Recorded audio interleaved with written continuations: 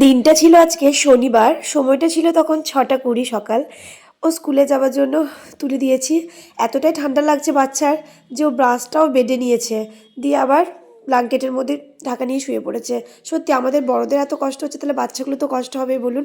শনি রবিবার স্কুল ছুটি থাকে জানেন তো, কিন্তু আজকে ওদের স্কুলে স্পোর্টস প্র্যাকটিস হবে, ওই জন্য সববার আজকে দিনটা স্কুল খোলা রেখেছে।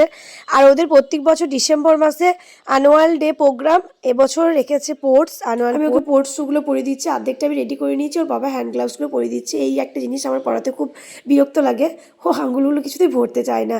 আর স্কুলটা হচ্ছে খ্রিস্টান স্কুল, ডিসেম্বরে একটা লম্বা ছুটি পাওয়া যায়। প্রোগ্রামটা রাখেনি এবছর, স্পোর্টস রেখেছে, অ্যানুয়াল স্কুল স্পোর্টস।